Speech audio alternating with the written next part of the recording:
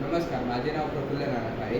माझ्या प्रोजेक्टचे नाव electric energy generate by waste. मी इथे सोलार पॅनल, पाईप आणि डब्बा, LED आणि एक सेन्सर आहे त्याचा वापर केला आहे आणि DC मोटर टाकून इथे सगळ्यात पहिले आपण गाडीत कचरा टाकायचा, तो जाळायचा. प्लॅस्टिक सोडून इतर कोणताही कचरा जसे की कागद, पालापाचोळा, परत गुटखा, तो जाळल्यानंतर इथे DC मोटर चालू असणार. ती हवा आतमध्ये खेचणार आणि या डब्यात ट्रान्सफर करणार. त्या डब्यात मी कॉटन आणि टिश्यू पेपर ठेवले आहेत जेणेकरून एअर प्युरिफिकेशन प्रोसेस होईल यात.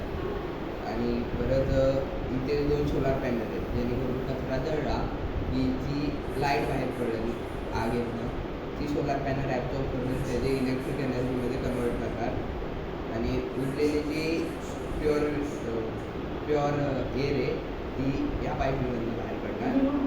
आणि इथे एक सेन्सर आहे जेणेकरून आग जास्तच वाढली की तो वाजणार आणि आजूबाजूला अलर्ट करणार की आग वाढली, इथे धोका आहे, इथले लांब.